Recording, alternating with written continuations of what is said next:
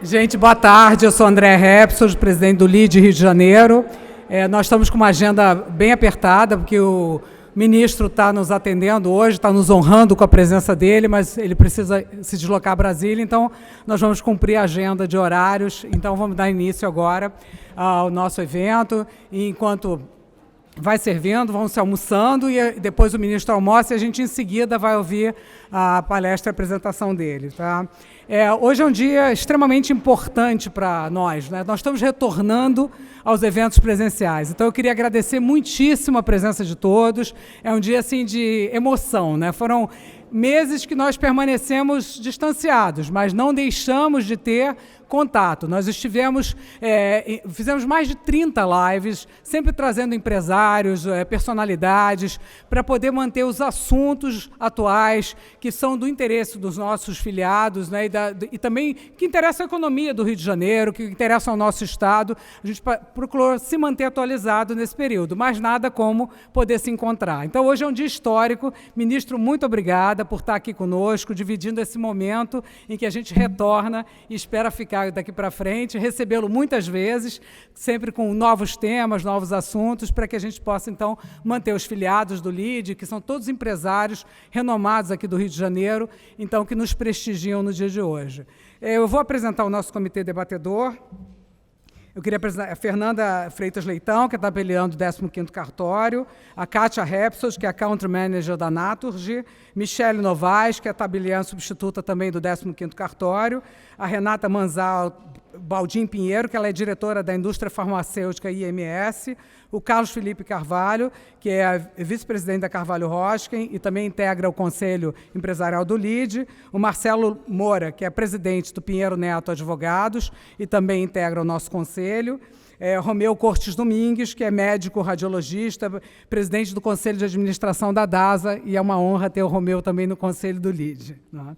E também queria falar dos demais conselheiros do LIDE que aqui estão presentes, que é a Andréa Natal, que é diretora-geral do Belmont, Copacabana Palace, também um super parceiro nosso, o Arthur Repsol, da Repsol Consultores, Bruno Mongin, que é vice-presidente da Stefanini, a Carla Pinheiro, que é presidente da Ajo Rio e da FEComércio, diretora da FEComércio, e também o Thomas Naves, que é diretor de marketing e comercial da TV Record.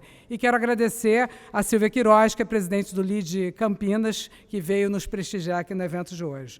Então, muito obrigada aos nossos parceiros, que é o 15º Cartórios, a Alta Diagnóstico, Carvalho Hosken, Naturgy e Pinheiro Neto. As empresas que nos apoiam o ano todo, que prestigiam todos os eventos do LIDE. Bom, e eu queria também agradecer a colaboração do Grupo Impress, ao nosso Media Partner, que é a Influent Business, a parceria do Belmont Copacabana Palace e todas as empresas filiadas que hoje estão presentes aqui e que prestigiam o LIDE em todos os momentos, em todas as situações que a gente vem passando. O LIDE, ele é uma entidade, né, uma associação que a gente tem como objetivo manter exatamente empresários conectados com as ações do governo, de uma forma transparente, para que a gente possa transmitir as informações corretamente e que as pessoas possam ter diálogo, debater, conversar. Então, esse é o nosso objetivo, é manter o network entre os empresários e também entre o poder público. Esse é, então, o objetivo desse encontro de hoje. Eu gostaria muito de pedir a vocês que fossem almoçando, para que a gente vá poder cumprir a agenda do ministro, que precisa se deslocar daqui imediatamente depois. Em 5 minutinhos a gente retorna, e aí eu vou fazer as apresentações do currículo do nosso convidado, e nós poderemos, então, ouvir a palestra dele. Ok? Então, gente, mais uma vez, muito obrigada. Eu espero que o Copa consiga atender a gente rapidamente, porque eu estou muito preocupado com a sua agenda e quero exatamente respeitar o seu horário. Tá bom? Gente, muito obrigada. Eu espero que estejam todos desfrutando desse almoço maravilhoso aqui do Copacabana Palace.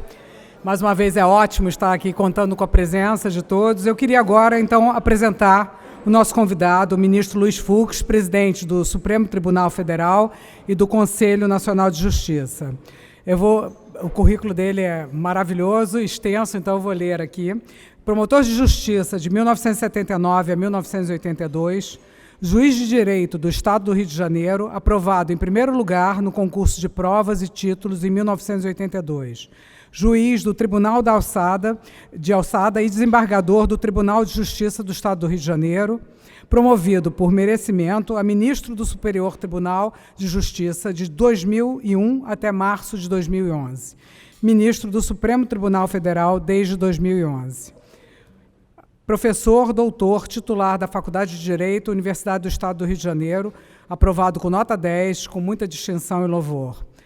Além de ser autor de mais de 20 livros sobre processo civil. É presidente da Comissão de Elaboração do novo Código do Processo Civil, que está em vigor desde 2016, conferencista nacional e internacional, já participou como convidado da Harvard Law School, da Oxford University Council of Americas. É membro da Academia Brasileira de Letras e Jurídicas e também da Academia Brasileira de Filosofia. Nesse momento, eu tenho a honra de convidar ao palco o excelentíssimo senhor ministro Luiz Fux, presidente do Supremo Tribunal Federal e do Conselho Nacional de Justiça. Uma salva de palmas para o nosso convidado. Ministro, mais uma vez, muito obrigada. Podemos contar com a sua presença.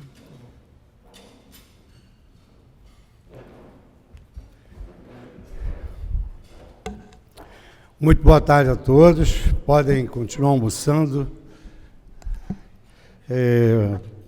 O evento teve a gentileza de me servir e eu agradeço muitíssimo. Queria saudar aqui a mesa diretora, doutor André Rapsold, presidente da LIDE Rio de Janeiro, Fernanda Freitas Leitão, ex-aluna, querida amiga, tabeliando do 15º cartório, Kátia Rapsold, country manager aqui também presente, Marcelo Moura, CEO do Piero Neto, Renata Manzato, CEO e MS, Romeu Domingues, presidente do Conselho Alta de Diagnóstico.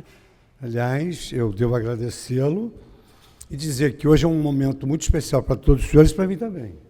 Porque depois de fazer todos os exames do Alta, hoje é o primeiro dia que eu saio na rua depois de um Covid que quase me derrubou.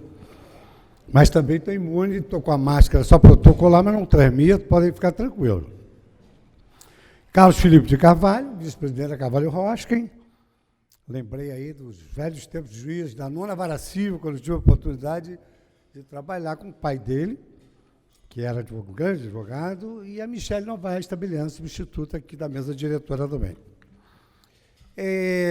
A nossa proposta aqui dessa conversa, ela se divide em dois modos, vamos dizer assim, dois momentos.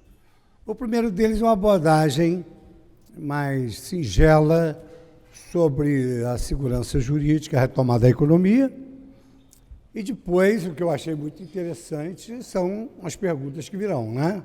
Sempre as perguntas trazem uma maior indagação do público presente e conjura o egoísmo do expositor falar aquilo que ele quer. Então, ele tem que falar aquilo que ele quer e deve ouvir aquilo que ele tem de ouvir. Então, estou muito satisfeito, quero agradecer a LIDE, essa instituição de renome nacional e internacional, uma honra. Podem contar comigo toda vez que houver a agenda lá do Supremo Tribunal Federal e do Conselho Nacional de Justiça. E eu, então, peço licença para começar uma abordagem sobre esse primeiro tema, que seria a segurança jurídica. Eu tive a oportunidade, conforme a doutora Andréa Rapsold mencionou, de ter presidido a comissão de elaboração do novo Código de Processo Civil. E o novo Código de Processo Civil é um instrumento de realização de justiça, não é? Está a serviço dos direitos geral tributário, civil, comercial, é o meio através do qual o Estado presta justiça. Pois bem, nosso sistema processual, ele sempre foi informado pela civil law, sistema romano-germânico, baseado na justiça e na razão. Sucede que, com o tempo, nós verificamos a introjeção de vários instrumentos da common law, dentre outros, a necessidade de respeito ao precedente judicial. Pois bem, na exposição de motivos do novo Código, há uma passagem muito interessante que explica bem o que é segurança jurídica. O professor Jeremy Bentham, tratando sobre judges, legislators and professors, ele dizia o seguinte: o jurisdicionado não pode ser tratado como um cão que só sabe o que é proibido com um taco de beisebol e toca o focinho. Ou seja, se você ingressa com uma demanda, porque a jurisprudência do tribunal é estável, se ela conduz ao acolhimento daquilo que você pleiteia, não é justo que anos depois você chegue a um tribunal superior que de uma hora para outra, sem a mudança da lei, só pela mudança de composição, altera o precedente, criando uma surpresa indesejada. Então, a ideia de segurança é a ideia de previsibilidade. É uma ideia comum à vida humana. Quem é que vive sem previsibilidade? É preciso que as pessoas saibam o que podem fazer e o que não podem fazer.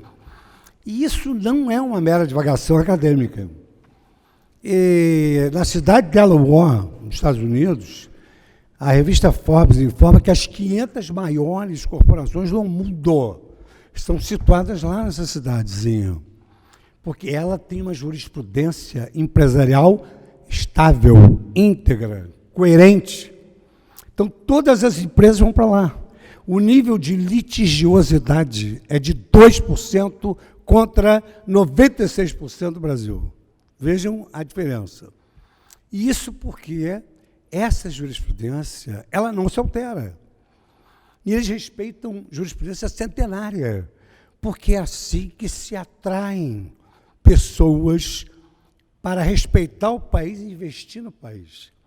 Eu digo que não é uma mera divagação acadêmica, porque hoje há uma nova escola de pensamento jurídico, que é a escola da análise econômica do direito, começou em Chicago com Law and Economics, mas aquilo era direito econômico, e agora em Harvard, com o professor Steven Chavel, com o professor Polinsky, Stanford, o professor Louis Cadier, na Sorbonne. Hoje analisa-se o direito sob o ângulo da eficiência.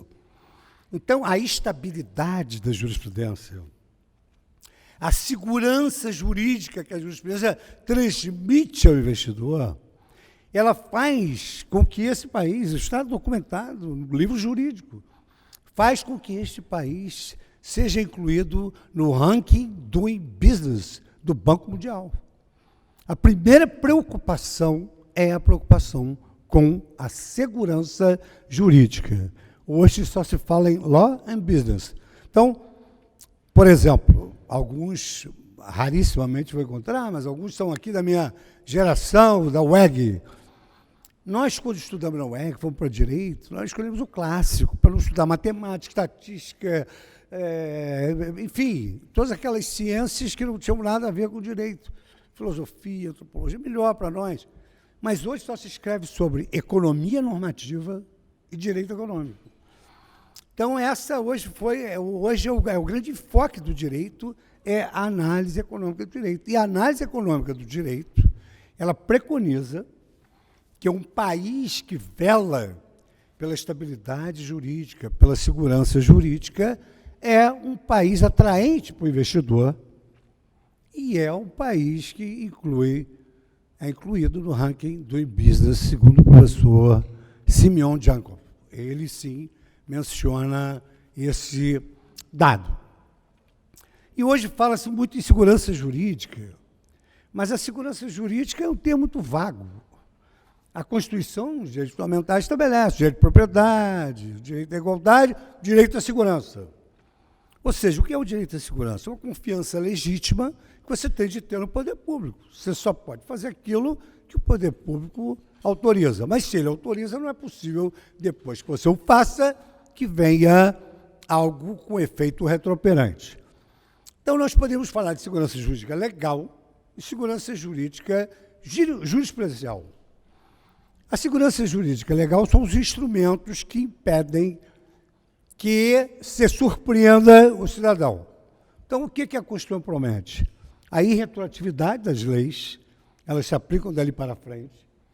No campo tributário, nós temos a questão da anualidade, nós temos a anterioridade nonagesimal, tudo isso porque o contribuinte não é mais objeto de tributação, ele é sujeito de direitos.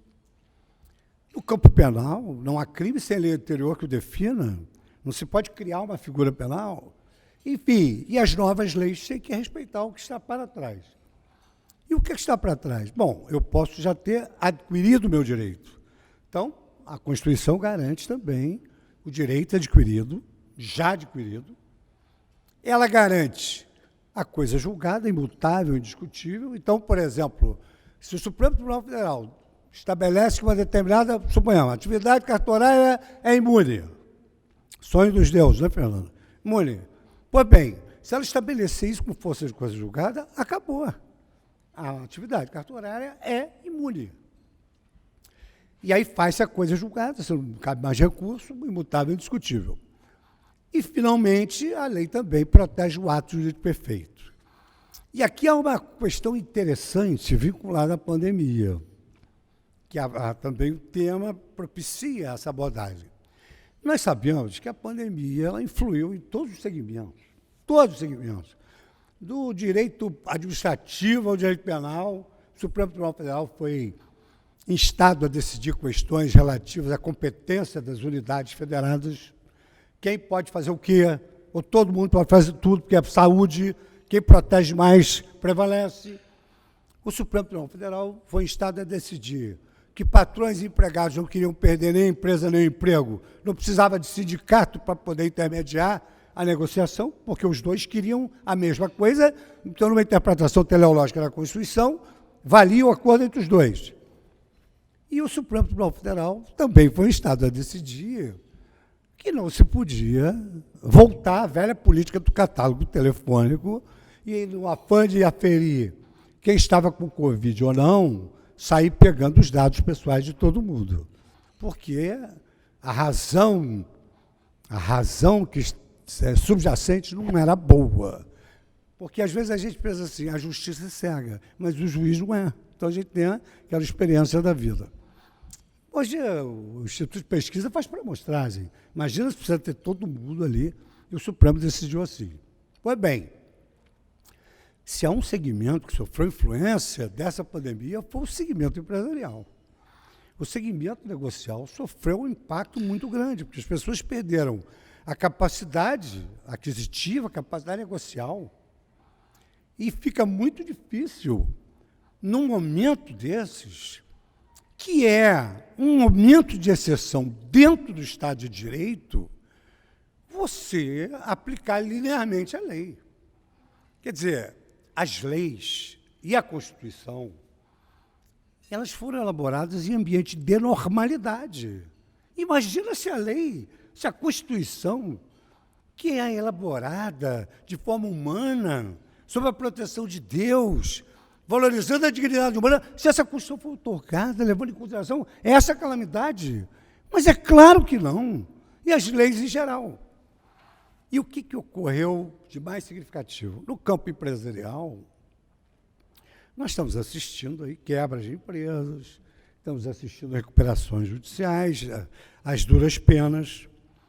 E aqui, nesse particular, o direito brasileiro, no meu modo de ver, como ele tem uma origem na justiça e na moral, diferentemente do pragmatismo americano, anglo-saxônico, que é a justiça e a razão, o direito brasileiro, além do pacta sunt servanda, as palavras são sagradas, ele também coadjuva essa regra com rebus sic stantibus, teoria da imprevisão. Rebus sic stantibus, desde que as coisas se mantenham. Então, se as coisas não se mantêm como eram, é preciso que haja uma outra interpretação do negócio jurídico.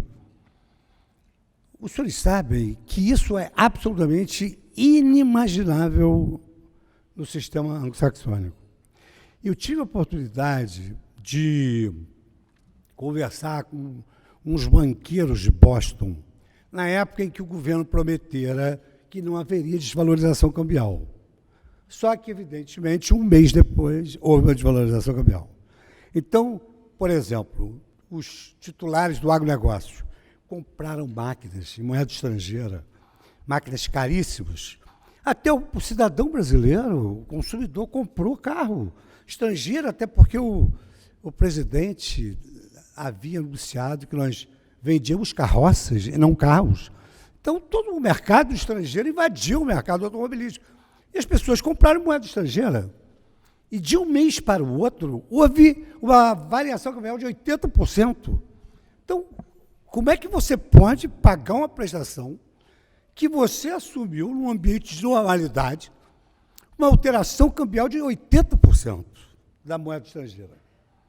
E aí, então, o judiciário começou a aplicar a teoria da imprevisão. Não, os pactos foram feitos para serem cumpridos, mas desde que as coisas se mantenham.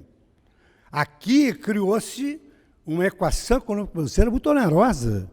Quer dizer, há uma onerosidade excessiva. Os contratos são firmados baseados no princípio da boa-fé.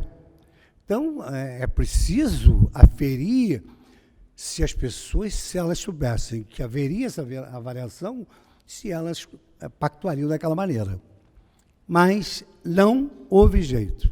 Os banqueiros de Boston disseram, não, no meu país a gente vende algo em 50 anos, mas pacta sunt servanda.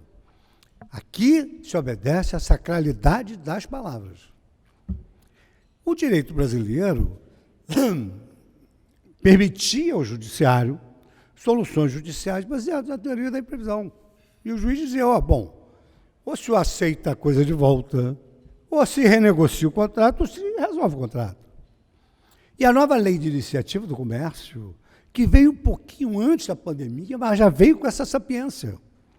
Duas leis importantíssimas que hoje não se debruça sobre elas. Primeiro, essa é a lei de iniciativa do comércio, que prevê que a oneração excessiva permite as partes renegociarem e o próprio juiz propor a renegociação. Claro que permite também devolver e resolver. Mas o mais interessante é que, quando há quebra da equação econômico-financeira do contrato, é permitido se readequar. E é o que tem acontecido hoje. Nós estamos vivendo a era da consensualidade. Então, por exemplo, você pega um locador que tem um inquilino bom, ele não quer perder aquele locatário. Aquele locatário paga em dia. Você não pode pagar tanto, quanto você pode pagar agora? Agora eu posso pagar tanto. E eu costumo dizer isso. Não há juiz que será insensível e despejará o inquilino, imporá a uma pensão alimentícia absurda. Não há, porque vão levar em consideração que houve a perda da capacidade econômica, as pessoas perderam o emprego, sem prejuízo de terem perdido aquilo que é mais importante, que é a vida e a saúde.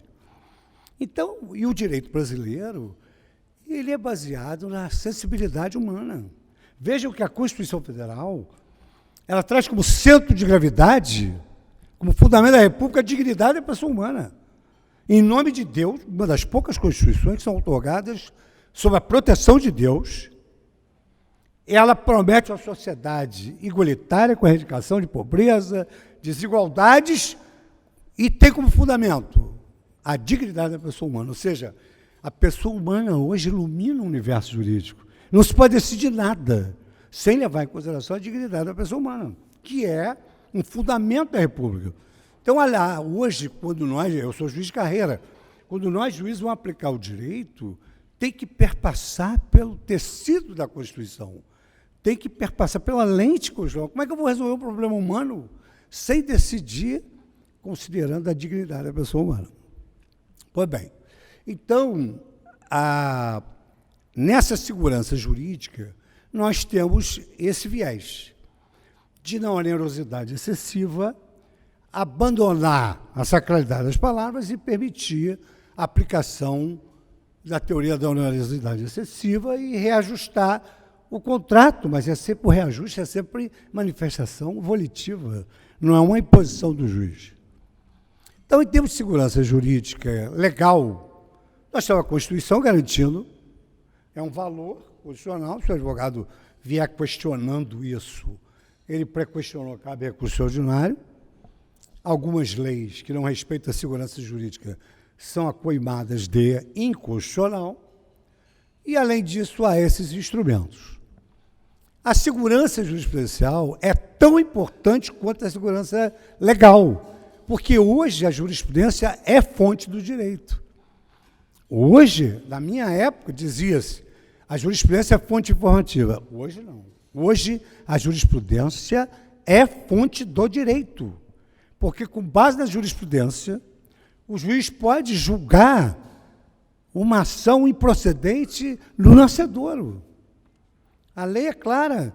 Se a parte propuser uma ação frívola, que tenha como base infirmar uma jurisprudência, um precedente, o juiz pode julgar improcedente logo no início. E mais, nem cabe recurso da decisão que acolheu a jurisprudência, o precedente, contra um recurso que quer mudar aquele precedente. Então, hoje, a segurança jurisprudencial, ela, digamos assim, é a menina dos olhos do sistema brasileiro, que tem feito com que, em encontros internacionais, as pessoas se curvem a essa realidade brasileira. Porque, claro, várias coisas interessam, mas o investidor estrangeiro, ele tem muita preocupação do que vai acontecer se ele tiver que litigar. Principalmente num país onde o nível de litigiosidade é muito grande. O Conselho Nacional de Justiça tem uma estatística que para cada 2 brasileiros, 1 litiga em juízo.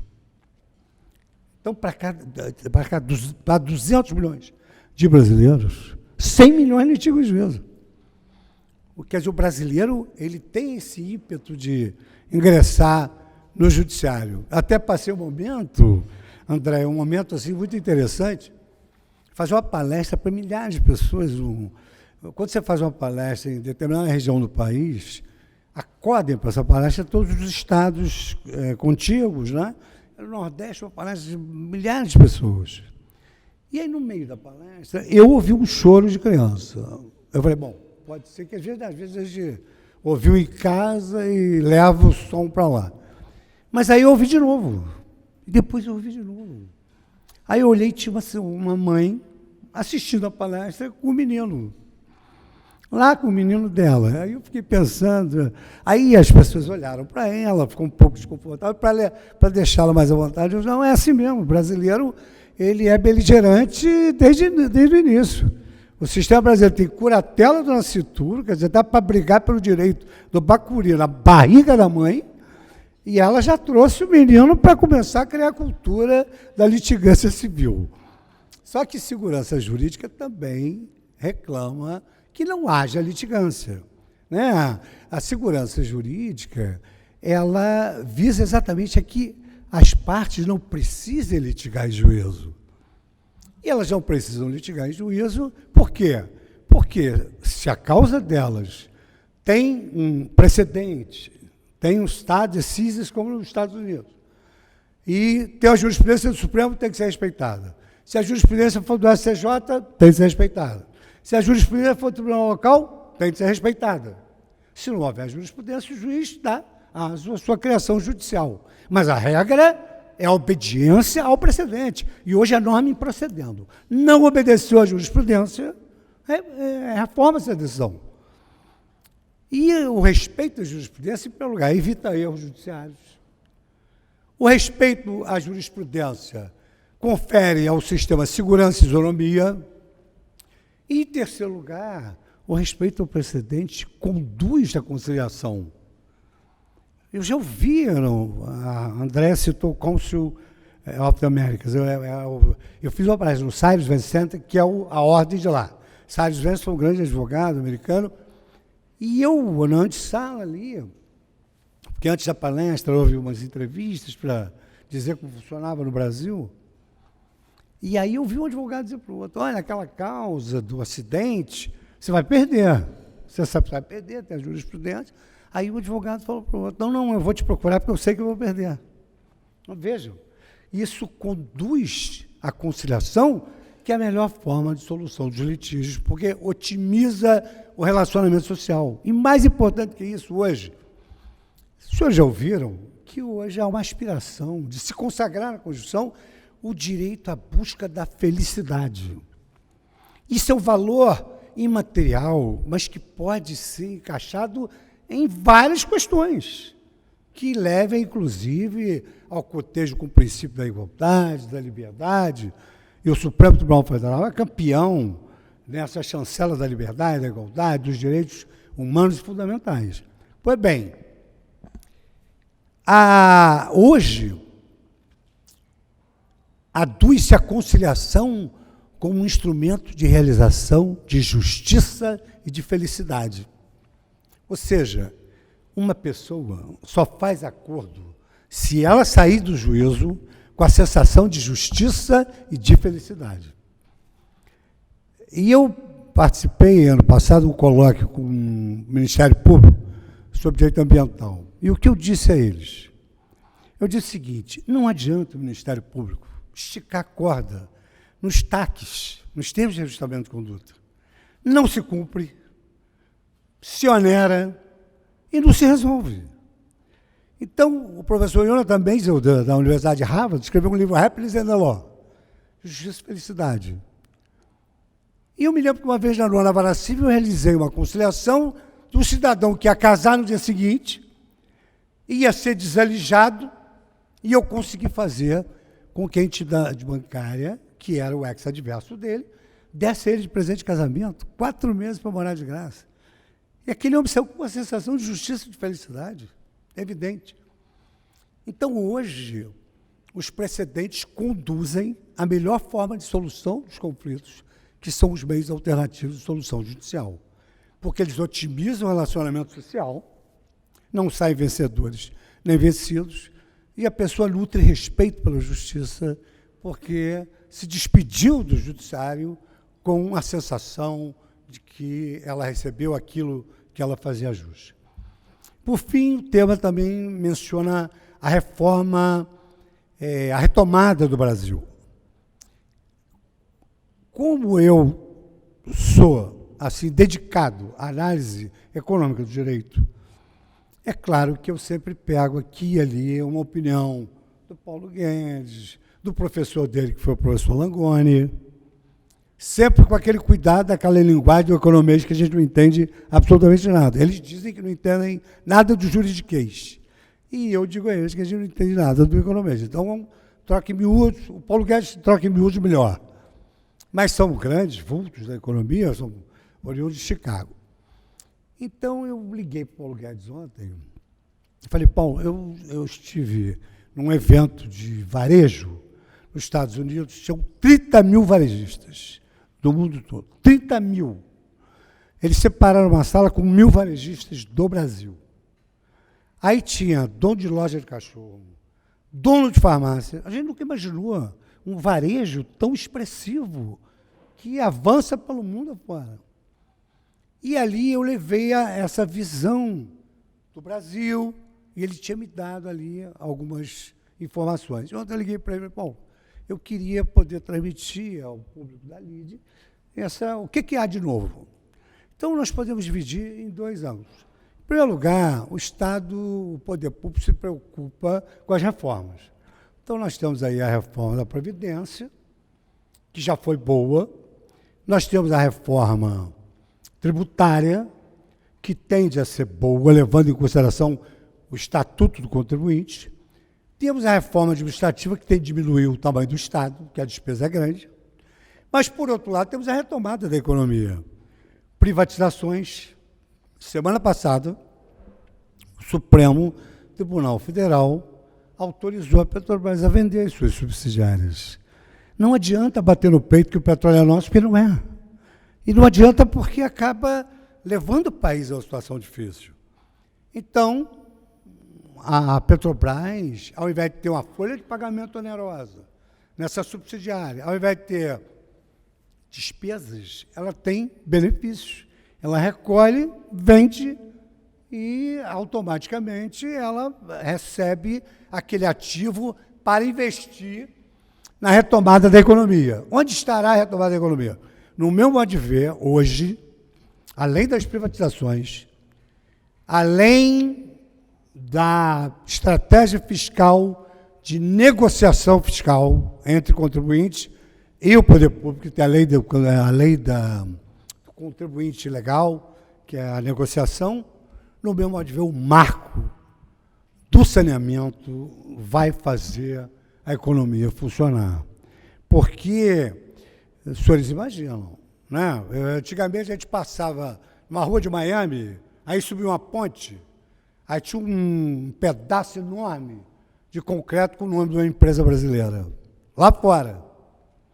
Então, vejam, a reconstrução, o Brasil parou nas Olimpíadas, parou na Copa do Mundo, uma série de obras para fazer.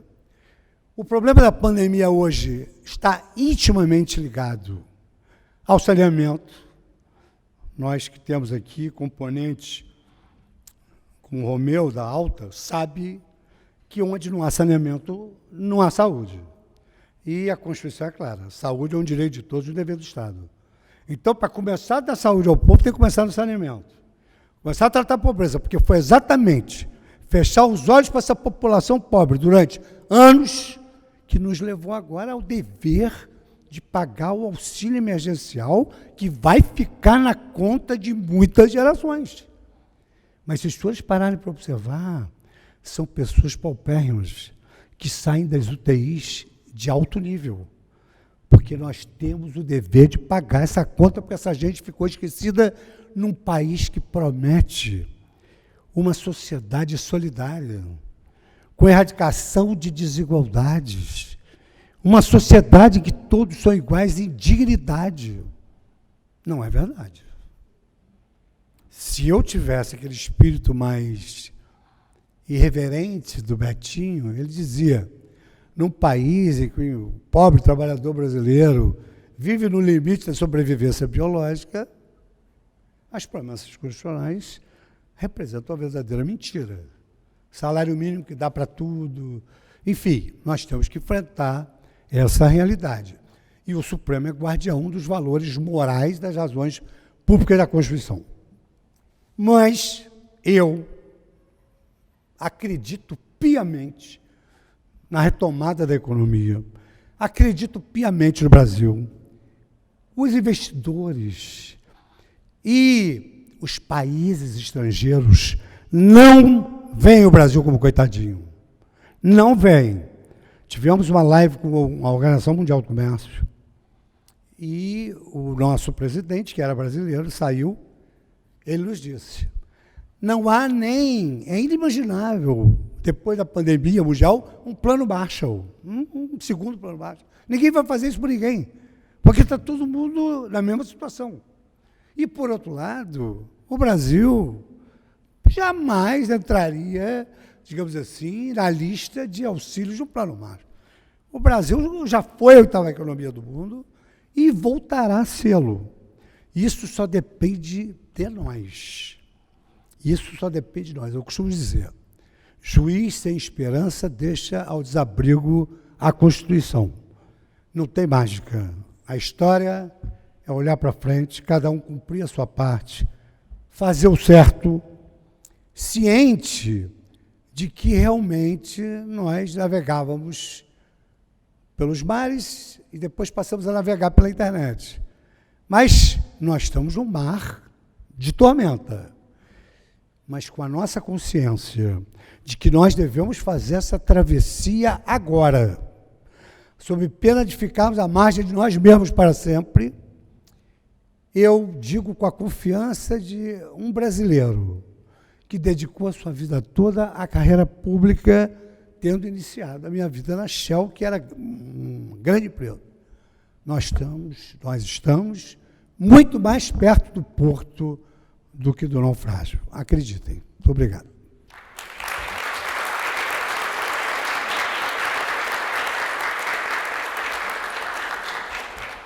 Eu queria mais uma vez, então, em nome do LIDE Rio de Janeiro, de todos os empresários aqui presentes, pedir uma calorosa salva de palmas, agradecer muito.